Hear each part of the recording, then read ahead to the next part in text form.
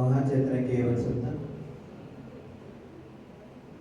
ಈ ಸುಂದರ ಸಂಜೆಯ ಸಮಾರಂಭದಲ್ಲಿ ಪಾಲ್ಗೊಂಡಂತಹ ಕಲ್ಯಾಣ ಕರ್ನಾಟಕ ವೇದಿಕೆಯ ರಾಜ್ಯಾಧ್ಯಕ್ಷರಾದ ಶಿವಕುಮಾರ್ ಅವರೇ, ಈ ಕಾರ್ಯಕ್ರಮದಲ್ಲಿ ಪಾಲ್ಗೊಂಡಂತೆ ಎಲ್ಲ ಕಲ್ಯಾಣ ಕರ್ನಾಟಕ ವೇದಿಕೆಯ ಪದಾಧಿಕಾರಿಗಳೇ ಹಾಗೂ ಸದಸ್ಯರೇ, ಈ ಸುಂದರ ವೇದಿಕೆ ಮೇಲೆ ಆಸಕ್ತರಾದಂತಹ ಎಲ್ಲ ಕರ್ನಾಟಕ ಅಭಿಮಾನಿಗಳೇ, ರಾಜಕೀಯ ಮುತ್ಸದ್ದಿಗಳೇ ಮತ್ತು ಕಲಾವಿದರೇ, ಎಲ್ಲರಿಗೂ ಕೂಡ ಅಭಿನಂದನೆ ಸಲ್ಲಿಸ್ತಾ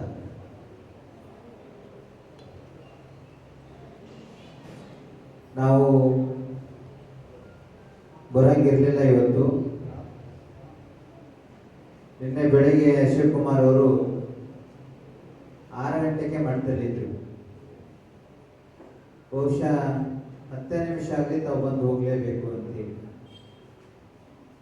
10 ನಿಮಿಷ ಕಾರ್ಯಕ್ರಮದಲ್ಲಿ ಇರೋದು ದೊಡ್ಡದಲ್ಲ, ಆದರೆ ಬೆಂಗಳೂರು ಹಾಸನಿಂದ ಬೆಂಗಳೂರಿಗೆ ಬರಬೇಕು ಅಂದ್ರೆ 3:30 ಗಂಟೆ, ಮತ್ತೆ ಹೋಗ್ಲಿಕ್ಕೆ 3:30 ಗಂಟೆ, 7 ಗಂಟೆ ಆಗಿಬಿಡುತ್ತಲ್ಲ, ಹಾಗೆ ಯೋಚನೆ ಅಂತ ಹೇಳಿ ಇವತ್ತು ಸಾಯಂಕಾಲ ನಾವು ಸಕಲೇಶ್ಪುರದ ಕಾರ್ಯಕ್ರಮದಲ್ಲಿ ಇರಬೇಕಾಗಿದ್ದರಿಂದ ಬಹಳ ಒತ್ತಡ ಇತ್ತು.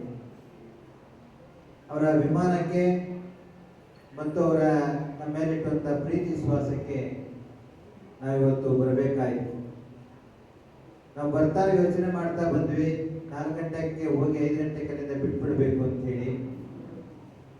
ಗುರುರಾಜ್ ಅವರು ನೋಡಿದ ತಕ್ಷಣನೇ ನಮ್ಗೆ ಅನಿಸಿದ್ದೇನು ಅಂತಂದ್ರೆ, ಅವ್ರು ಮಾತಾಡಿದ ಮೇಲೆ ನಾವು ಮಾತಾಡಬೇಕು ಅಂತ ಅನಿಸ್ಲಿಕ್ಕೆ ಪ್ರಾರಂಭ ಆಯಿತು. ಯಾಕೆ ಅಂತಂದ್ರೆ, ಕನ್ನಡ ಅಂದ ತಕ್ಷಣ ಕಲಾವಿದರು ನೆನಪಾಗ್ತಾರೆ. ಫಸ್ಟ್ ನಮ್ಮ ಚಿತ್ರ ಕಲಾವಿದರಿದ್ದಾರೆ, ಕಿರುತೆರೆ ಕಲಾವಿದರಿದ್ದಾರೆ. ನಮ್ಮ ಗುರುರಾಜ್ ಅವರನ್ನು ನಾವು ಯಾವತ್ತಿಂದ ನೋಡಿದೀವಿ ಅಥವಾ ಕೇಳಿದೀವಿ ಅಂತಂದ್ರೆ, ಬಹಳ ಹತ್ತಿರದಲ್ಲಿ ಅವ್ರನ್ನ ನೋಡಿಲ್ಲ. ನಾವು 3 ಅಥವಾ 2ನೇ ಕ್ಲಾಸ್ ಇರಬೇಕು ಅಂತ ಅನ್ಸುತ್ತೆ. ನಾವು ಉತ್ತರ ಕರ್ನಾಟಕದವರೇ, ಹಾಗಾಗಿ ನಮ್ಮ ಪಕ್ಕದ ಮನೆಯಲ್ಲಿ ಒಬ್ಬರು ಹಾರ್ಮೋನಿಯಂ ಮೇಸ್ಟ್ರು ಇದ್ರು.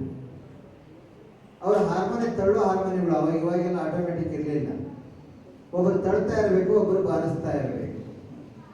ಆ ಥರದ ಹಾರ್ಮೋನಿಯನ್ನ ತಳ್ಳಲಿಕ್ಕೆ ಯಾರು ಒಬ್ಬರು ಹುಡುಗನ ಇಟ್ಕೊಂಡು, ಆ ತಳ್ಳೋ ಹಾರ್ಮೋನಿಯಂ ನಮ್ಮನ್ನ ತಳ್ಳೋದಕ್ಕೆ ಇಟ್ಟುಕೊಂಡಾಗ, ತಾಯಿ ಸತ್ತ ಮೇಲೆ ತವರಿಗೆಂದು ಹೋಗಬಾರದೆಮ್ಮ, ನಾಯಿಗಿಂತ ಕಡೆಯಾಗಿ ಹೋಗಿತ್ತು ನನ್ನ ಬಾಳು ಕೇಳುವಂತ ಹಾಡು ನಮೀಗ 30 ವರ್ಷದ ಮೇಲೆ, ಬಹುಶಃ 20 ವರ್ಷದ ಹಿಂದೆ ಕೇಳಿದಂಥ ಹಾಡು ಈಗಲೂ ನಮಗೆ ಬಾಯ್ಪಾಠ ಆಗಿದೆ. ಅದು ಬಹುಶಃ ಗುರುರಾಜ್ ಅವರ ಧ್ವನಿ ಅಂತಂದ್ರೆ ಒಂದು ಸಲ ಕೇಳಿದ್ರೆ ಮತ್ತೆ ಮರೀಲಿಕ್ಕೆ ಆಗದಿರುವಂತ ಧ್ವನಿ ಅಂತೇಳಿ ನಾವು ಅದನ್ನು ಕೂಡ ಭಾವಿಸಿಕೊಂಡಿದ್ದೀವಿ. ಇವತ್ತು ಬಹಳ ಅರ್ಥಗರ್ಭಿತವಾದ ಮಾತುಗಳನ್ನು ಅವರು ಹೇಳಿದ್ದಾರೆ. ನೀವೆಲ್ಲರೂ ಕೂಡ ಕನ್ನಡ ನಾಡಿನಲ್ಲಿ, ಕನ್ನಡದ ಭೂಮಿಯಲ್ಲಿ ಬದುಕ್ತಾ ಇರುವಂಥವ್ರು. ದಿನನಿತ್ಯ ಕರ್ನಾಟಕದ ಮಾಧ್ಯಮಗಳಿಂದ ಹಿಡಿದು, ಅದು ರಾಜಕಾರಣಿಗಳಿಂದ ಹಿಡಿದು, ಕರ್ನಾಟಕದ ಕನ್ನಡ ಹೋರಾಟದ ಸಂಘಟನೆಗಳ ಮುಖಾಂತರ ಕನ್ನಡದ ಬಗ್ಗೆ ಚರ್ಚೆಗಳು ನಡೀತಾ ಇದೆ. ಇವತ್ತು ಮಾತೃಭಾಷೆ ಕನ್ನಡ, ಕನ್ನಡನ್ನೇ ಕಲಿಬೇಕು, ಕನ್ನಡನೇ ಉಳಿಸಬೇಕು, ಕನ್ನಡದ ನೆಲೆಯಲ್ಲಿ ನಾವು ಗಟ್ಟಿಯಾಗಿ ನಿಲ್ಲಬೇಕು ಅಂತ ಹೇಳಿ ಸಾಕಷ್ಟು ಹೋರಾಟಗಳನ್ನ ಇವತ್ತು ನಡೀತಾ ಇದೆ. ಆದ್ರೂ ಕೂಡ ಕನ್ನಡ ಇವತ್ತು ಸೊರಗ್ತಾ ಇದೆ. ಹೋರಾಟ ಮಾಡಿದ್ರು ಕೂಡ ನಾವೆಲ್ಲರೂ ಕನ್ನಡ ತಾಯಿಯಲ್ಲಿ, ಕನ್ನಡ ತಾಯಿನ ಪೂಜೆ ಮಾಡುವಂತ ಮಕ್ಕಳಾಗಿ, ನಾವೆಲ್ಲರೂ ಕನ್ನಡ ನಾಡಿನಲ್ಲಿ ಜೀವಿಸುವಂತಹ ವ್ಯಕ್ತಿಗಳಾಗಿ ಯಾಕೆ ಹಾಗಾದ್ರೆ ತಾಯಿಯನ್ನು ಸೊರಗಿಸೋದಕ್ಕೆ ಬಿಟ್ಟಿದ್ದೀವಿ? ಹೆತ್ತ ತಾಯಿಯನ್ನ ಇವತ್ತು ಬೀದಿಗೆ ಬಿಡುವಂತ, ವೃದ್ಧಾಶ್ರಮಗಳಿಗೆ ಸೇರಿಸುವಂತ ಸಂಸ್ಕೃತಿ ಯಾವಾಗ ಹುಟ್ಟೋ ಅವತ್ತು ನಮ್ಮ ಭಾಷೆನೂ ಕೂಡ ವೃದ್ಧಾಶ್ರಮಕ್ಕೆ ಕಳಿಸುವಂತ ವ್ಯವಸ್ಥೆ ಹುಟ್ಟಾಯಿತು. ಯಾಕೆಂದ್ರೆ ಭಾಷೆಗಿಂತ ತಾಯಿ ಒಂದು ಮೇಲಲ್ವಾ, ಒಂದು ಭಾಷೆ ಅಥವಾ ಅದಕ್ಕಿಂತನೂ ಹೆತ್ತ ತಾಯಿ ಅದಕ್ಕಿಂತ ಒಂದು ಹೆಜ್ಜೆ ಮುಂದೆ ಅಲ್ವಾ. ಹೆತ್ತ ತಾಯಿಯನ್ನೇ ನಾವು ಕರುಳನ್ನ ಕಟ್ಟು ಮಾಡಿಕೊಂಡು ವೃದ್ಧಾಶ್ರಮಕ್ಕೆ ಬಿಡಬೇಕಾದಂತ ಸನ್ನಿವೇಶವನ್ನ, ಅಷ್ಟೊಂದು ಕಠೋರತೆಯನ್ನ ನಮ್ಮ ಜೀವನದಲ್ಲಿ ನಾವು ಅಳವಡಿಸ್ಕೊಂಡಿದ್ದೀವಿ ಅಂತಂದ್ರೆ, ಇನ್ನು ಭಾಷೆಯನ್ನು ಹೊರಗಡೆ ಬಿಡೋದೇ ದೊಡ್ಡದಲ್ಲ ಅಂತ ಅಷ್ಟೇ ಪ್ರಾರಂಭ ಆಯಿತು. ಇವತ್ತು ಯೋಚನೆ ಮಾಡಬೇಕಾಗಿದೆ. ಇವತ್ತು ಒಂದು ಭಾಷೆ ಅಂತ ನಾವು ಯೋಚನೆ ಮಾಡೋದು ಬೇಡ, ಅದೊಂದು ರಕ್ತ ಸಂಬಂಧ ಅಂತ ಯೋಚನೆ ಮಾಡೋಣ. ಒಂದು ಮಾನವೀಯತೆ ವ್ಯವಸ್ಥೆ ಒಳಗಡೆ ನಾವು ಯೋಚನೆ ಮಾಡೋಣ. ಒಂದು ನಮ್ಮನ್ನ ಅನ್ನ ಹಾಕಿ ಭಾಷೆ ಕೊಟ್ಟು ನಮ್ಮನ್ನು ಬೆಳೆಸಿ ಈ ಮಟ್ಟಕ್ಕೆ ನಮ್ಮನ್ನು ಬೆಳೆಸಿದಂತ ವ್ಯವಸ್ಥೆ ಬಗ್ಗೆ ನಾವು ಯೋಚನೆ ಮಾಡಬೇಕಾಗಿದೆ. ಇವತ್ತು ಹೋರಾಟ ಬರೀ ಒಂದು ಭಾಷೆದಲ್ಲ, ಹೋರಾಟ ಒಂದು ವ್ಯವಸ್ಥೆಯ ವಿರುದ್ಧ ಅಲ್ಲ, ನಮ್ಮ ಜೀವನದ ಅಸ್ತಿತ್ವದ ವಿರುದ್ಧ ಅನ್ನೋದನ್ನು ನಾವು ಇವತ್ತು ಯೋಚನೆ ಮಾಡಬೇಕಾಗಿದೆ. ಯಾಕೆ ಅಂತಂದ್ರೆ ಕಾಲ ಬದಲಾಗ್ತಾ ಇದೆ, ವ್ಯವಸ್ಥೆಗಳು ಬದಲಾಗ್ತಾ ಇದ್ದಾವೆ. ನಮ್ಮ ಗುರುರಾಜ್ ಸಾಹೇಬರಿಗೆ ಎಲ್ಲರಿಗೂ ಕೂಡ ಗೊತ್ತಿದೆ, ಹಿಂದೆನಾದ್ರು ಹಳ್ಳಿ ಕಡೆ ಯಾರು ಒಬ್ಬ ಇಂಗ್ಲಿಷ್ ಮಾತಾಡೋನು ಬಂದ ಅಂದ್ರೆ ಅವನ್ನ ನಾವು ಅಸ್ಮಿಸೋ ರೀತಿಯಲ್ಲಿ ನೋಡ್ತಾ ಇದ್ದೀವಿ. ಇವನು ಯಾವ್ದೋ ಭಾಷೆ ಗೊತ್ತಿದ್ದ ಭಾಷೆ ಮಾಡ್ತಾ ಇರ್ತಾನೆ, ಊರಿಂದ ಆಚೆ ಹಾಕ್ರಿ ಇವನ್ನ ಅಂತ ಹೇಳ್ತಾ ಇದ್ವಿ.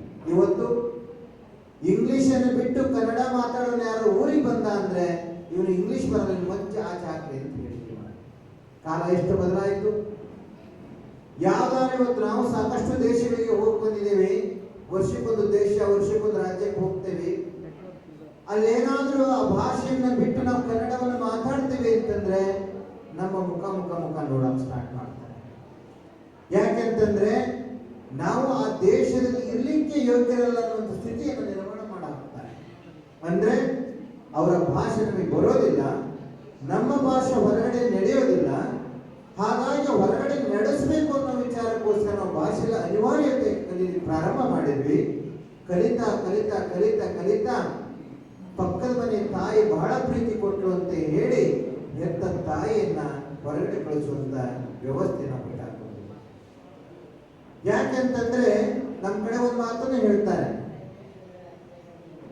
ನಾವು ಪಕ್ಕದ ಮನೆಯವರ ತಂದೆ ಅನ್ಬೋದೇ, ತಂದೆ ತರ ಅಂತ ಹೇಳ್ಬೋದೇ ವಿನಃ ತಂದೆ ಅಂತ ಅನ್ಲಿಕ್ಕೆ ಸಾಧ್ಯತೆ ಇಲ್ಲ ಅನ್ನುವಂಥ ಒಂದು ಮಾತಿನ. ಹಾಗೆ ನಾವು ಎಷ್ಟೇ ದೊಡ್ಡವರಾಗಿ ಎಷ್ಟೇ ಭಾಷೆ ಕಲಿದೆ ಎಷ್ಟೇ ವ್ಯವಹಾರ ಮಾಡಿದ್ರು ಕೂಡ ನಮ್ಮ ಭಾಷೆ ನಮ್ಮ ತಂದೆ ವಿನಃ ತಂದೆ ತರ ಆಗ್ಲಿಕ್ಕೆ ಸಾಧ್ಯತೆ ಇಲ್ಲ ಅನ್ನೋದನ್ನ ನಾವು ಇವತ್ತು ಯೋಚನೆ ಮಾಡಬೇಕಾಗಿದೆ.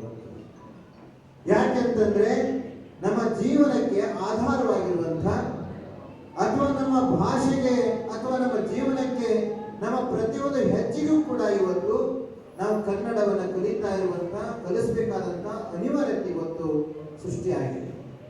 ಇವತ್ತು ನಾವೇ ಕನ್ನಡದ ವಿರುದ್ಧವಾಗಿ ಕನ್ನಡದ ಪರವಾಗಿ ನಾವು ಹೋರಾಡುವಂಥವ್ರು ಸ್ವಲ್ಪ ಜನ ಅಂದ್ರೆ ಇವತ್ತು ಇಂಗ್ಲಿಷ್ ಶಾಲೆಗೆ ತೆರೆಯುವಂಥದ್ದು ಎಷ್ಟು ಜನ ಇದೆ. ಇವತ್ತು ಮಠಗಳಿಂದ ಹಿಡಿದು ದೇವಸ್ಥಾನಗಳಿಂದ ಹಿಡಿದು ಟ್ರಸ್ಟ್ಗಳಿಂದ ಹಿಡಿದು ಎಲ್ಲಾ ಸಂಘಟನೆಗಳು ಕೂಡ ಇವತ್ತು ಕಾರ್ಮೆಂಟ್ ಅನ್ನು ಓಪನ್ ಮಾಡ್ತೀವಿ. ಕಾರ್ಮೆಂಟ್ ಅಂದ ತಕ್ಷಣ ಮೊದಲು ಬರೋದೇ ಇಂಗ್ಲಿಷ್, ಮೊದಲು ಬರೋದೇ ಬೇರೆ ಭಾಷೆಗಳು. ಹಾಗಾದ್ರೆ ನಮ್ಮ ವ್ಯಾವಹಾರಿಕ ಶಾಲೆನ ತೆರೆದು ನಾವು ಇಂಗ್ಲಿಷ್ ಅನ್ನು ಕಲಿಸೋದಿಲ್ಲ ಅಂತಂದ್ರೆ ಕೋಟ್ಯಾಂತರ ರೂಪಾಯಿ ಇನ್ವೆಸ್ಟ್ಮೆಂಟ್ ಮಾಡಿ ನಾವು ಶಾಲೆಯನ್ನು ಮುಚ್ಚಬೇಕಾದಂತ ಅನಿವಾರ್ಯತೆ ಬಂದಿರುತ್ತೆ. ಹಾಗಾದ್ರೆ ಶಾಲೆಗೆ ಪರ್ಮಿಷನ್ ಕೊಡ್ತಾ ಇರೋರು ಯಾರು? ಶಾಲೆ ತೆರೆಯೋದು ಬೇಡ ಅಂತ ಹೇಳ್ತಾ ಇರೋರು ಯಾರು? ಶಾಲೆಗೆ ಪರ್ಮಿಷನ್ ಕೊಟ್ಟು ಈಗ ಕನ್ನಡ ಭಾಷೆ ಉಳಿಸಿ ಅಂತ ಹೇಳುವಂಥವ್ರು ಯಾರು ಅನ್ನೋದನ್ನು ನಾವು ಯೋಚನೆ ಮಾಡಬೇಕಾಗಿದೆ. ನಮ್ಮ ವ್ಯವಸ್ಥೆ ಇವತ್ತು ಹಾಗಾಗ್ತಾ ಇದೆ. ಅದಕ್ಕೊಂದು ಚಿಕ್ಕ ಉದಾಹರಣೆ ಹೇಳ್ತೀನಿ. ವ್ಯವಸ್ಥೆ ಗುರುರಾಜರು ಬಹಳ ಚೆನ್ನಾಗಿ ಹಾಡಿನ ಮುಖಾಂತರ ಹೇಳಿದ್ದಾರೆ ಒಂದು ಕತೆ. ಒಂದು ಸರ್ಕಾರಿ ಇಲಾಖೆ ಯಾವುದು ಅಂದ್ರೆ ಅರಣ್ಯ ಇಲಾಖೆ. ಅರಣ್ಯ ಇಲಾಖೆಗೆ ಒಂದು ಸ್ಕೀಮ್ ತಂದ್ರು. ಏನು ಸ್ಕೀಮ್ ಅಂದ್ರೆ ಗಿಡಗಳನ್ನು ನೆಡುವಂತ ಒಂದು ಸ್ಕೀಮ್. 3 ಜನ ವ್ಯಕ್ತಿಗಳನ್ನ ಕರೆದ್ರು.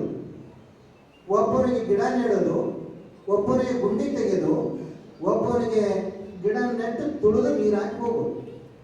ಈ 3 ಕೆಲಸವನ್ನ 3 ಜನಕ್ಕೆ ವಹಿಸಿ ಆಯಾ ಕೆಲಸ ಅವರವರೇ ಮಾಡಬೇಕು ಅಂತ ಕಟ್ಟುನಿಟ್ಟಾಗಿ ಆದೇಶ ಮಾಡಿ ಗುಂಡಿ ತೆಗೆಯವರು ಮುಂದೆ ತಕ್ಕೊಳ್ತಾ ಹೋಗ್ತಾ ಇದ್ದ.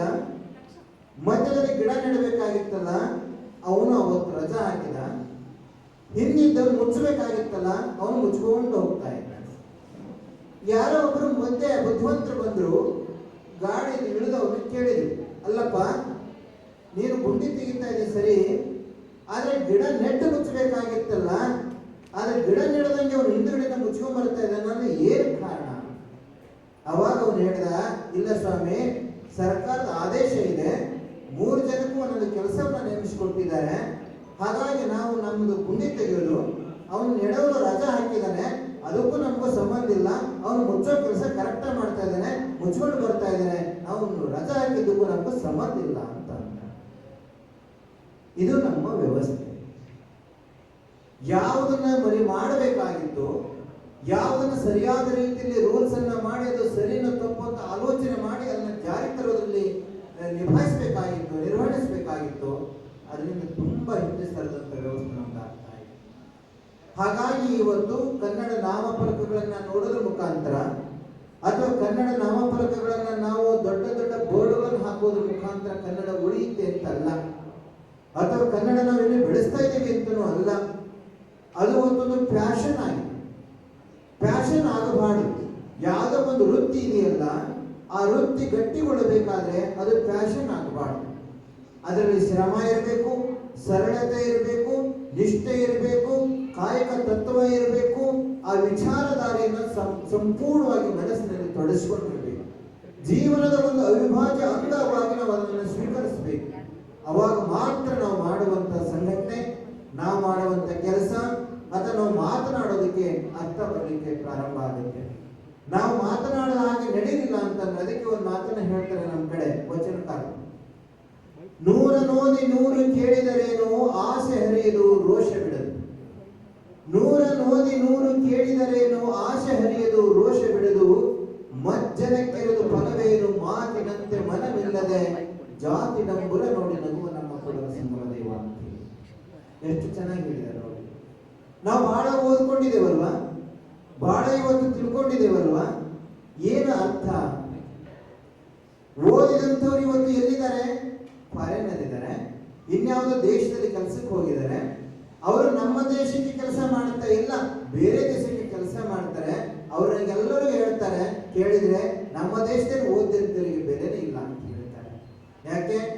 ಓದಿದಂಥವರಿಗೆ ಸರಿಯಾದ ರೀತಿಯಲ್ಲಿ ಕೆಲಸವನ್ನು ಕೊಡ್ಲಿಕ್ಕೆ ಆಗ್ತಿರಲಿಲ್ಲ. ಇವತ್ತು ನೀವು ಹೊರದೇಶಕ್ಕೆ ಹೋಗಿ ಬಂದಂಥವ್ರು ನೋಡ್ತೇವೆ ನಾವು. ಬಹಳ ಜನ ಹೇಳ್ತಾರೆ, ಹೊರದೇಶಕ್ಕೆ ನಾವೇನಾದ್ರು ಸ್ವಲ್ಪ ಮಾತು ಹೊಗಳಿದ್ರೆ ಬಹುಶಃ ಎಲ್ಲರೂ ಕೂಡ ಹೋಗಿ ಬಂದಿರ್ತೀರಿ. ನಾವು ಹೊರದೇಶಕ್ಕೆ ಏನಾದ್ರು ಒಂದು ಮಾತನ್ನು ರೋಡ್ ಹಿಂಗಿದೆ, ಚರಂಡಿ ಹಿಂಗಿದೆ, ಬೇರೆ ಬೇರೆ ತರದಲ್ಲಿ ಹಿಂಗಿದೆ ಅಂತ ಏನಾದ್ರು ಹೇಳಿದ್ರೆ ಅಯ್ಯೋ ನಮ್ಮ ದೇಶವನ್ನು ಬೈತಾ ಇದ್ದಾರೆ ಅಂತ ನೀವು ಭಾವಿಸ್ಬೋದು. ಆದ್ರೆ ಸತ್ಯವನ್ನು ಹೇಳಬೇಕಾದ ಅನಿವಾರ್ಯತೆ ಇವತ್ತು ನಮಗೆ ಬರಬೇಕಾಗಿದೆ. ಅದೇ ಚೆನ್ನಾಗಿದೆ ಚೆನ್ನಾಗಿಲ್ಲ ಅಂತ ಹೇಳಬೇಕಾದ್ರೆ ಬಹುಶಃ ನಾವು ಯಾಕೆ ಚೆನ್ನಾಗಿಲ್ಲ ಅನ್ನೋದನ್ನು ಯೋಚನೆ ಮಾಡುವಂತ ಅನಿವಾರ್ಯತೆ ನಮಗೆ ಬರಬೇಕಲ್ವಾ? ಹಾಗಾಗಿ ಇವತ್ತು ನಾವು ಒಂದು ಯೋಚನೆ ಮಾಡಬೇಕಾಗಿದೆ. ಭಾಷೆ ಅನ್ನುವಂಥದ್ದು ಅದು ಒಂದು ಪುಸ್ತಕದಲ್ಲಿ ಇರುವಂಥದ್ದಲ್ಲ. ಭಾಷೆ ಅನ್ನುವಂಥದ್ದು ಅದು ಒಂದು ಬರವಣಿಗೆ ರೂಪದಲ್ಲಿ ಇರುವಂಥದ್ದಲ್ಲ. ಅದು ಇವತ್ತು ನಮ್ಮನ್ನು ಹುಟ್ಟಿಗೆ, ನಮ್ಮ ಸಾವಿಗೆ, ನಮ್ಮ ಜೀವನಕ್ಕೆ, ನಮ್ಮ ಪ್ರತಿಯೊಂದು ವ್ಯವಸ್ಥೆಗೂ ಕೂಡ ಕಾರಣಕರ್ತರಾದಂಥ ಒಂದು ಭಾಷೆ ಇದೆ. ಮಾತನಾಡುವಂಥದ್ದೇ ಇಲ್ಲದೆ ಜಗತ್ತಿನೊಳಗಡೆ ಬಹುಶಃ ಎಷ್ಟು ಕಷ್ಟಗಳನ್ನು ನಾವು ಅನುಭವಿಸ್ತಾ ಇದ್ವಿ ಅನ್ನೋದನ್ನು ನಾವು ಅರ್ಥ ಮಾಡ್ಕೊಳ್ಬೇಕಾಗಿದೆ. ಅಷ್ಟೊಂದು ಸುಲಲಿತವಾಗಿ ನಾವು ಮಾತಾಡ್ತಾ ಇದ್ದೇವೆ ಆ ಭಾಷೆನ ಅಂತಂದ್ರೆ ಇವತ್ತು ನಾವು ಆ ಭಾಷೆಗೆ ಎಷ್ಟು ಗತ್ತಿದೆ, ಗಮ್ಮತ್ತಿದೆ, ಅದಕ್ಕೊಂದು ಶಕ್ತಿ ಇದೆ ಅನ್ನೋದನ್ನ ಇವತ್ತು ಅರ್ಥ ಮಾಡ್ಕೊಳ್ಬೇಕಾಗಿದೆ. ಇವತ್ತು ಎಲ್ಲ ಕಲಾವಿದರು ಇವತ್ತು ಒಂದು ಇಂಡಸ್ಟ್ರಿಯಲ್, ಇವತ್ತು ಫಿಲ್ಮ್ ಇಂಡಸ್ಟ್ರಿಯಲ್ ಇಲ್ಲದೆ ಹೋಗಿದ್ರೆ ಇವತ್ತು ನಮ್ಮ ಭಾಷೆ ಇನ್ನೂ ಹಿಂದೆ ಸರಿತಾ ಇತ್ತು ಅಂತ ಅನಿಸ್ತಾ ಇದೆ. ಇವತ್ತು ಜಾನಪದ ಹಾಡುಗಳು, ಇವತ್ತು ಎಂತೆಂಥ ಜಾನಪದ ಹಾಡುಗಳು ಇವತ್ತು ನಮ್ಮ ಮುಂದೆ ಕಣ್ಣು ಮುಂದಿದೆ. ಇವತ್ತು ಅವೆಲ್ಲವನ್ನು ನೋಡ್ತಾ ಇದ್ರೆ ತತ್ವ ಪದಗಳು, ಜಾನಪದ ಹಾಡುಗಳು, ಕಾವ್ಯಗಳು ಎಲ್ಲವೂ ಕೂಡ ಇವತ್ತು ನಮ್ಮ ಮುಂದೆ ಕಣ್ಣು ಮುಂದೆ ಹಾಗೆ ಹೋಗ್ತಾ ಇದ್ರೆ ಅನ್ಸುತ್ತೆ ಎಷ್ಟು ಅದ್ಭುತ ಶಕ್ತಿ ಅದನ್ನು ನಡೀತಿದೆ ಅಂತ. ಬಹುಶಃ ಇವತ್ತು ಅರ್ಥ ಮಾಡಿಕೊಳ್ಬೇಕಾಗಿದೆ. ಕಲ್ಯಾಣ ಕರ್ನಾಟಕ ವೇದಿಕೆ ಇವತ್ತಿನ ಸಂಘಟನೆಯನ್ನು ಹುಟ್ಟಾಕೊಂಡು ಹೋರಾಟವನ್ನ ಆಗ್ತಾ ಇದೆ. ಸಾಕಷ್ಟು ಬೆಂಗಳೂರು ನಗರದಲ್ಲಿ, ಬೇರೆ ಬೇರೆ ನಗರದಲ್ಲಿ ಇವತ್ತು ಸಂಘಟನೆಗಳಿದೆ. ನಿಮ್ಮೆಲ್ಲರ ಗುರಿ ಒಂದೇ ಆಗಿರಬೇಕು. ದಾರಿ ಬೇರೆ ಬೇರೆ ಇರ್ಬೋದು, ಆದ್ರೆ ಗುರಿ ಮಾತ್ರ ಒಂದೇ ಆಗಿರಬೇಕು. ಯಾಕಂದ್ರೆ ಹೋರಾಟಗಳು ಅಂತಂದಾಗ ಬೇರೆ ಬೇರೆ ರೂಪಗಳನ್ನು ಪಡ್ಕೊಳ್ತಾ ಹೋಗುತ್ತೆ, ಬೇರೆ ಬೇರೆ ವಿಚಾರಧಾರೆಗಳನ್ನು ಇರ್ತವೆ, ಆದ್ರೆ ಗುರಿ ಮಾತ್ರ ಒಂದೇ ಇರಬೇಕು. ದೇವನೊಬ್ಬ ನಾಮ ಹಲವು, ಮೃತ್ತಿಕೆಯಲ್ಲಿ ಮಡಕೆಗಳು ನೂರಾರು ನೂರಾರು, ಜನಕನ ಒಬ್ಬ ಸಂತತಿಗಳು ನೂರಾರು ನೂರಾರು, ಘನಕ್ಕೆ ಘನವಾದ ಚಿನ್ಮಯ ಕಪಿಲ ಸಿದ್ಧ ಮಲ್ಲಿಕಾರ್ಜುನ ಅಂತೀವಿ. ನಮ್ಮ ಹೋರಾಟಗಳು ಬೇಕಾದಷ್ಟಿರಲಿ, ಆದ್ರೆ ನಮ್ಮ ಗುರಿ, ನಮ್ಮ ದಾರಿ ಅಥವಾ ನಮ್ಮ ವ್ಯವಸ್ಥೆಗಳು ಒಂದಾಗಿರಬೇಕು ಅನ್ನೋದನ್ನ ನಾವು ಅರ್ಥ ಮಾಡಿಕೊಳ್ಬೇಕಾಗಿದೆ. ಸಂದರ್ಭಕ್ಕೆ ತಕ್ಕ ಹಾಗೆ ಜನಪ್ರತಿನಿಧಿಗಳು ಎಚ್ಚರಿಸುವಂತ, ಸಂದರ್ಭಕ್ಕೆ ತಕ್ಕ ಹಾಗೆ ನಮ್ಮ ಹೋರಾಟದ ಸಿದ್ಧಾಂತಗಳನ್ನ ಗಟ್ಟಿಗೊಳಿಸುವಂತ ಕೆಲಸವನ್ನ ನಾವು ಮಾಡಬೇಕಾಗಿದೆ. ಇವತ್ತು ಎಷ್ಟೋ ಹೋರಾಟಗಳು ನಡೀತವೆ, ದಿನನಿತ್ಯ ಮಾಧ್ಯಮಗಳಲ್ಲಿ ನೋಡ್ತಾ ಇದ್ದೀವಿ. ಬೇರೆ ಬೇರೆ ನಿಮ್ಮ ಬಗ್ಗೆ ಈ ಒಂದು ಅಭಿಪ್ರಾಯಗಳು ಬೇರೆ ಬೇರೆ ರೀತಿಯಲ್ಲಿ ಮೂಡ್ತಾ ಇದ್ದೇವೆ. ಅವೆಲ್ಲವನ್ನು ಒಂದು ಕಡೆ ಬದಿಗಿಟ್ಟು ನಮ್ಮ ಹೋರಾಟ, ನಮ್ಮ ಸಿದ್ಧಾಂತ ಅದು ಸರ್ವೇ ಜನ ಸುಖಿನೋ ಭವಂತು ಅನ್ನುವ ರೀತಿಯಲ್ಲಿ ನಾವು ಕೆಲಸವನ್ನ ಪ್ರಾರಂಭ ಮಾಡಬೇಕಾಗಿದೆ ಅನ್ನುವಂಥ ಮಾತನ್ನು ಕೂಡ ಹೇಳ್ತಾ, ಅಂಥ ಒಂದು ಕೆಲಸವನ್ನ ನಮ್ಮ ಕಲ್ಯಾಣ ಕರ್ನಾಟಕ ವೇದಿಕೆ ಸದಸ್ಯರು, ಪದಾಧಿಕಾರಿಗಳು, ನಮ್ಮ ಅಧ್ಯಕ್ಷರ ನೇತೃತ್ವದಲ್ಲಿ ಅದಕ್ಕೆ ಮಾಡ್ತಾರೆ ಅಂತ ನಾವಾದ್ರೂ ಕೂಡ ಭಾವಿಸಿಕೊಂಡಿದ್ದೀವಿ. ಯಾಕೆಂದ್ರೆ ನಮ್ಮ ಉತ್ತರ ಕರ್ನಾಟಕದ ಜನ, ನಾವು ಹಾಸನದಲ್ಲಿದ್ರು ಕೂಡ ನಾವು ಉತ್ತರ ಕರ್ನಾಟಕದವರು, ಆಗ ಅಲ್ಲಿ ಕೂಡ ಬ್ರಾಂಚ್ ಇರೋದ್ರಿಂದ ನಾವು ಹೋಗ್ತಾನೆ ಇರ್ತೀವಿ, ಬರ್ತಾನೆ ಇರ್ತೀವಿ, ಇಡೀ ಕರ್ನಾಟಕವನ್ನ ನಾವು ಸುತ್ತರಿತಾ ಇರ್ತೀವಿ. ಬಹುಶಃ ನಮಗೆಲ್ಲ ಭಾಷೆಗಳು, ಎಲ್ಲ ತಾಲೂಕು, ಎಲ್ಲ ಜಿಲ್ಲೆಗಳಲ್ಲಿ ಒಡನಾಟವನ್ನು ಇಟ್ಟುಕೊಂಡಂಥವ್ರು. ಆದ್ರೆ ಇವತ್ತು ಎಲ್ಲ ಭಾಷೆಗಳನ್ನು ಒಗ್ಗೂಡಿಸುವಂತ, ಎಲ್ಲ ಧರ್ಮಗಳನ್ನ, ಎಲ್ಲ ಜನಾಂಗದವರನ್ನ, ಎಲ್ಲ ಜಾತಿಗಳನ್ನ ಒಗ್ಗೂಡಿಸಿ ಒಂದು ಬೃಹತ್ತಾದ ಕರ್ನಾಟಕವನ್ನ, ಬೃಹತ್ತಾದ ಕರ್ನಾಟಕದ ವೇದಿಕೆಯನ್ನ, ಬೃಹತ್ತಾದಂತ ಕರ್ನಾಟಕದಲ್ಲಿ ವಾಸುವಂತವ್ರು ಎಲ್ಲರೂ ಒಂದೇ ಎನ್ನುವಂಥದ್ದನ್ನ ನಾವು ಹೇಳಬೇಕಾಗಿದೆ. ಇವತ್ತು ನಮಗೆ ಒಂದು ತಮಾಷೆ ಏನಂತಂದ್ರೆ, ನಾವು ಶಾಲೆಯಲ್ಲಿ ಅಡ್ಮಿಷನ್ ಆದಾಗಂತ ಸಂದರ್ಭದಲ್ಲಿ ಆದ ನಂತರ ಹೊರಗಡೆ ನಿಲ್ಲಿಸಿ ಎಲ್ಲರೂ ಸಾಮೂಹಿಕವಾಗಿ ಪ್ರಾರ್ಥನೆ ಮಾಡಿಸ್ತಾರೆ. ಏನ್ ಹೇಳಿ? ಜಯ ಕರ್ನಾಟಕ ಮಾತೆ ಅನ್ನುವಂಥ ಪ್ರಾರ್ಥನೆಯನ್ನು ಮಾಡಿಸ್ತಾರೆ. ಅಲ್ಲಿ ಹೇಳ್ತಾರೆ, ಹಿಂದೂ, ಮುಸ್ಲಿಂ, ಕ್ರೈಸ್ತ ಇದೊಂದು ಶಾಂತಿಯ ತೋಟ ಅಂತ ಹೇಳಿ. ಅಲ್ಲಿಂದ ಎಲ್ಲರೂ ಅದು ಒಳಗಡೆ ಹೋದ ತಕ್ಷಣನೇ ನೀನು ಯಾವ ಜಾತಿ ಪಾರಂಪರ್ಯ ಕೊಡು ಅಂತ ಕೇಳ್ತಾರೆ. ಇದು ವಿಪರ್ಯಾಸ ಅಲ್ವಾ ಇದು? ಅಂದ್ರೆ ನಮ್ಮ ಮಾತಿಗೂ ಮತ್ತು ಕೃತಿಗೂ ಎಷ್ಟು ವ್ಯತ್ಯಾಸ ಆಗ್ತಾ ಇದೆ ಅನ್ನೋದಕ್ಕೆ, ಹೊರಗಡೆ ಇದ್ದ ತಕ್ಷಣ ನಾವು ಹಿಂದೂ, ಮುಸ್ಲಿಂ, ಕ್ರೈಸ್ತ ಎಲ್ಲರೂ ಸೇರಿದ ಶಾಂತಿಯ ತೋಟ ಅಂತ ಹೇಳ್ಬಿಡ್ತೀವಿ ಪ್ರಾರ್ಥನೆ. ಒಳಗಡೆ ಹೋದ ತಕ್ಷಣ ಜಾತಿ ಸರ್ಟಿಫಿಕೇಟ್ ಕೊಟ್ಟು ನಿಮ್ಗೆ ಯಾವ ಜಾತಿ ತುಂಬಿಕೊಡು ಅಂತ ಇದನ್ನು ಕೇಳಿದಾಗ ಅದೊಂದು ಎಷ್ಟು ಅಮಾನವೀಯತೆ ಅನ್ನುವಂಥದ್ದು ಶುರುವಾಗುತ್ತಲ್ವಾ?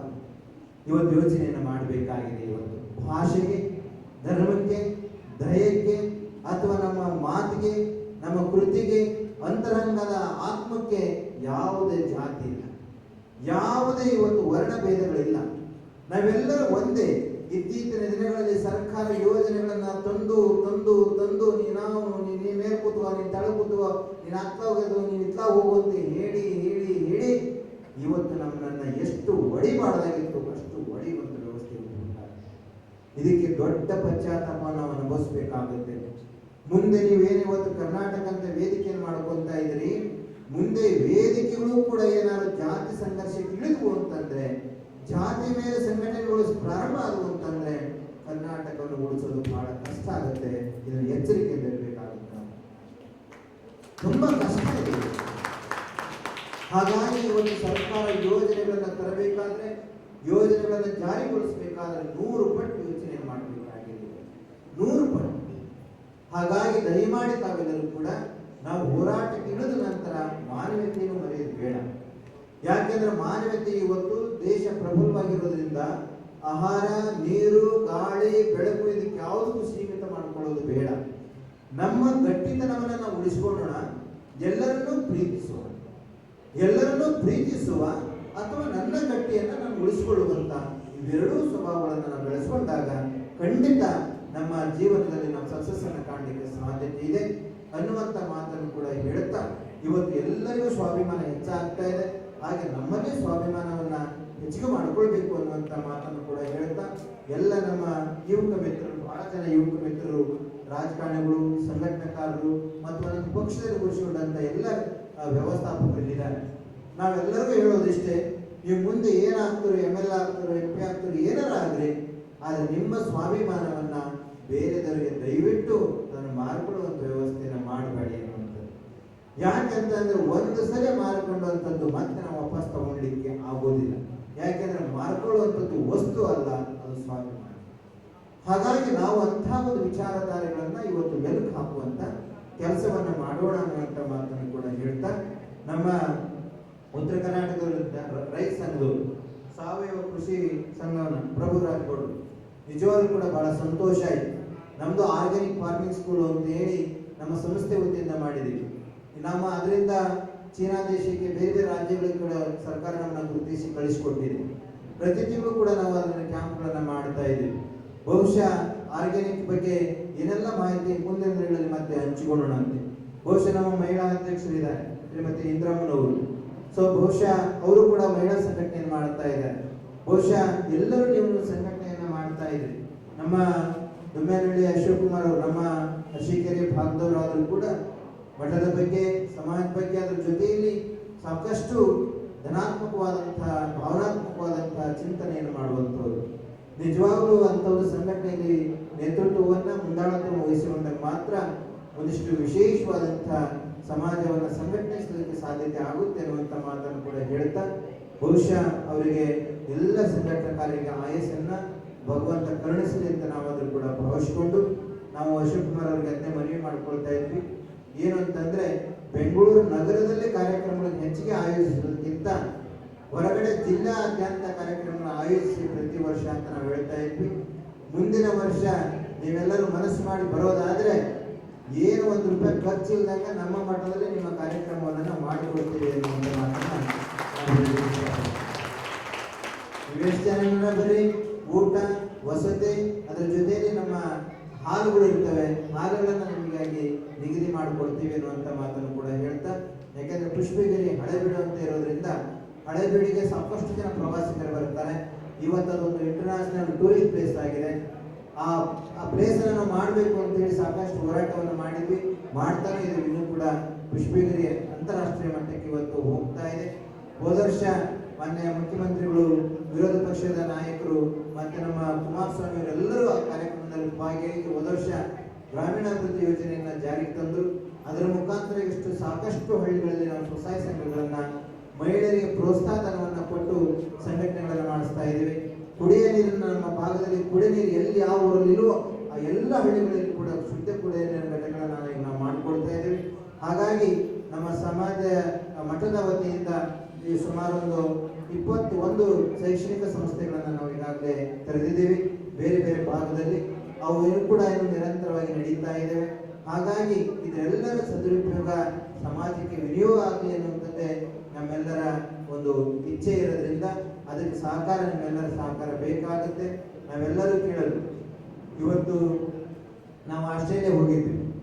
ಆಸ್ಟ್ರೇಲಿಯಾ ಹೋದಂಥ ಸಂದರ್ಭದಲ್ಲಿ ಒಂದು ಪ್ರಸಂಗ ನಡೀತು. ಅಲ್ಲೇ ಒಂದು ಮನೆ ಪೂಜೆಗೆ ಹೋಗಿದ್ವಿ. ಪೂಜೆಗೆ ಹೋಗಿ ಗುರುರಾಜರೇ, ಒಂದು ಮಗುಗೆ ಅಲ್ಲೊಂದು ರುದ್ರಾಕ್ಷಿ ಕಟ್ಟಬೇಕಾಗಿತ್ತು. ಒಂದು ರುದ್ರಾಕ್ಷಿ ಕಟ್ಟಿದ್ವಿ. ರುದ್ರಾಕ್ಷಿ ಕಟ್ಟಿ ಎಷ್ಟು ಮುಗ್ಧತೆ, ಪಾಪ ಅವ್ರಿಗೆ ಏನು ಗೊತ್ತಿಲ್ಲ ಹೊರದೇಶಕ್ಕೆ ಹೋಗೋದು. ನಮ್ಮ ರಾಜ್ಯದಲ್ಲಿ, ಅದರಲ್ಲೂ ವಿಶೇಷವಾಗಿ ನಮ್ಮ ರಾಜ್ಯದಲ್ಲಿ ಏನು ನಡೆಯುತ್ತೆ ಅಂತ ಅವ್ರಿಗೆ ಗೊತ್ತಿರೋದಿಲ್ಲ. ನಾವು ಕಟ್ಟಿ ಇನ್ನೊಂದು ಮನೆಗೆ ಹೋದ್ವಿ. ಇನ್ನೊಂದು ಮನೆಗೆ ಹೋದಾಗ ಅವರು ಎಲ್ಲರೂ ಅಲ್ಲಿಗೆ ಬಂದರು. ಆ ಕಟ್ಟಿದ ಮನೆಯವರು ಒಂದು ಪ್ರಶ್ನೆ ಕೇಳಿದರು, ಸ್ವಾಮೀಜಿ ನಮ್ಮ ಮನೆಗೆ ಬಂದು ರುದ್ರಾಕ್ಷಿ ಕಟ್ಟಿರೋ ಮಗುಗೆ ನಮ್ಮ ಅಮ್ಮಗೆ ಫೋನ್ ಮಾಡಿದ್ದೆ, ಹಿಂಗೆ ಕಟ್ಟಿ ಹೋದ್ರು ಸ್ವಾಮೀಜಿಯವ್ರು ಬಂದಿದ್ರು ಅಂತ ಹೇಳಿ. ಸ್ವಾಮೀಜಿಯವ್ರು ಯಾವ ಪೀಠದವ್ರು ಅಂತ ಕೇಳ್ಕೊಂಡ ತಾಯಿ ಅಂತ ಕೇಳಿದ್ರು ನಮ್ಮಮ್ಮ. ಅದಕ್ಕೆ ನಿಮ್ದು ಯಾವ ಪೀಠ ಸ್ವಾಮೀಜಿ ಅಂತ ಕೇಳಿದ್ರು. ಎಷ್ಟು ಕಲ್ಮಶ ಮನಸ್ಸುಗಳು ಇರ್ತವೆ ನನಗೆ ಇಲ್ಲಿ. ಬಹುಶಃ ನಾವು ಅವಾಗ ಏನು ಉತ್ತರ ಕೊಟ್ವಿ ಅಂತಂದ್ರೆ, ನಾವು ತಮಾಷೆಯಾಗಿ ಹೇಳಿದ್ವಿ, ನಮ್ದೊಂದು ಜನರಲ್ ಪೀಠವಾದ ಯಾವ ಪೀಠನೂ ಅಲ್ಲ ಅಂತ ಹೇಳಿದ್ವಿ. ಯಾಕೆ ಅಂತಂದ್ರೆ, ಬಹುಶಃ ಇವತ್ತು ನಮ್ಮ ಭಾಷೆಗಳಲ್ಲಿ, ಇತಿಮಿತಿಯಲ್ಲಿ, ಅದರ ಜೊತೆಗೆ ನಮ್ಮನ್ನ ನಾವು ಕಟ್ಕೊಳ್ಬೇಕು ಅಂತಂದ್ರೆ ಆ ಥರ ಸ್ವಭಾವಗಳನ್ನ ನಾವು ಬೆಳೆಸ್ಕೊಂಡಿಲ್ಲ ಅಂತಂದ್ರೆ ನಾವು ಬಹಳ ಚಿಕ್ಕವರಾಗ್ತೀವಿ, ಬಹಳ ಬಡವರಾಗ್ತೀವಿ. ವಿಶಾಲ ಗುಣಗಳು ಎಲ್ಲಿ ಬರೋದಿಲ್ವೋ, ಯಾರು ಲೀಡರ್ಶಿಪ್ ಅನ್ನು ತಗೊಳ್ಳೋದಿಲ್ವೋ ಅವರು ದೊಡ್ಡವರಾಗಲಿಕ್ಕೆ ಸಾಧ್ಯತೆನೇ ಇಲ್ಲ, ಅವರು ಲೀಡರ್ ಆಗಕ್ಕೆ ಸಾಧ್ಯತೆನೇ ಇಲ್ಲ. ಹಾಗಾಗಿ ವಿಶಾಲ ಗುಣಗಳು ಎಲ್ಲಿ ಇರ್ತವೆ ಅಲ್ಲಿ ವಿಶಾಲತೆಯೇ ಬೆಳೆಯುತ್ತೆ ಅನ್ನುವಂಥ ಮಾತನ್ನು ಕೂಡ ಹೇಳ್ತಾ, ಮತ್ತೊಮ್ಮೆ ತಮ್ಮೆಲ್ಲರಿಗೂ ಶುಭವಾಗಲಿ. ನಿಮ್ಮೆಲ್ಲರ ಸಂಘಟನೆ ಸಹಕಾರ ಕ್ಷೇತ್ರದ ಮೇಲೆ ಇರಲಿ ಅನ್ನುವಂಥ ಮಾತನ್ನು ಕೂಡ ಹೇಳ್ತಾ, ನಾವು ಅಶೋಕ್ ಕುಮಾರ್ ಅವರಿಗೆ ಇಲ್ಲಿ ಬೆಂಗಳೂರು ನಗರದಲ್ಲಿ ಒಂದು ಹಾಲನ್ನು ಮಾಡ್ತಾ ಇದ್ದೀವಿ. ಆ ಹಾಲು ಕಂಪ್ಲೀಟ್ ಆದ ಮೇಲೆ ಬಹುಶಃ ನಿಮ್ಮಂಥ ಕಾರ್ಯಕ್ರಮಗಳಿಗೆ ನಾವು ಮುಕ್ತವಾಗಿ ಫ್ರೀಯಾಗಿ ಅವಕಾಶವನ್ನು ಮಾಡಿಕೊಡ್ತೇವೆ ಎನ್ನುವಂಥ ಮಾತನ್ನು ಕೂಡ ಹೇಳ್ತಾ, ಇವಾಗ ವಿಶ್ವೇಶ್ವರ ದೇವಸ್ಥಾನದಲ್ಲಿ ಹಾಲನ್ನು ಮಾಡ್ತಾ ಇದ್ದೀವಿ. ಬಹುಶಃ ನಿಮ್ಮಂಥ ಕಾರ್ಯಕ್ರಮಗಳಿಗೆ ಮುಕ್ತವಾಗಿ ಅವಕಾಶವನ್ನು ಮಾಡಿಕೊಡ್ತೀವಿ ಎನ್ನುವಂಥ ಭರವಸೆಯನ್ನು ಕೊಡ್ತಾ, ನಮ್ಮಿಂದ ಏನು ಸಹಕಾರ ಬೇಕು ನೀವು ಕೇಳಿ, ನಿಮ್ಮಿಂದ ಏನು ಸಹಕಾರ ಇದ್ದರೆ ಅದನ್ನು ಸದಾ ಒದಗಿಸಿ ಎನ್ನುವಂಥ ಮಾತನ್ನು ಕೂಡ ಹೇಳ್ತಾ, ಈ ಕಾರ್ಯಕ್ರಮದಲ್ಲಿ ಪಾಲ್ಗೊಂಡಂಥ ಎಲ್ಲ ನಮ್ಮ ಕಲಾವಿದರಿಗೆ, ಎಲ್ಲ ರಾಜಕೀಯ ಮುತ್ಸದ್ದಿಗಳಿಗೆ, ಎಲ್ಲ ಯುವ ಮಿತ್ರರಿಗೆ, ನಮ್ಮ ಕೃಷಿಕ ಸಂಘಟನೆಗೆ, ಮಹಿಳಾ ಸಂಘಟನೆಗೆ ಎಲ್ಲರಿಗೂ ಅಭಿನಂದನೆಗಳನ್ನು ಸಮರ್ಪಿಸಿ, ನಮ್ಮ ಗುರುರಾಜ್ ಅವರು ಒಂದ್ಸಲ ಮಟ್ಟಕ್ಕೆ ಆಗಮಿಸಬೇಕು ಅಂತ ಹೇಳಿ ಅವರಲ್ಲಿ ಒಂದ್ಸಲ ನಾವು ಮನವಿಯನ್ನು ಮಾಡಿಕೊಳ್ತಾ ತಮ್ಮೆಲ್ಲರಿಗೂ ಶುಭವಾಗಲಿ ಅಂತ ಹೇಳಿ ಹಾರೈಸಿ ಮಾತನ್ನು ಮುಕ್ತಾಯ ಮಾಡ್ತೀವಿ. ನಮಸ್ಕಾರ.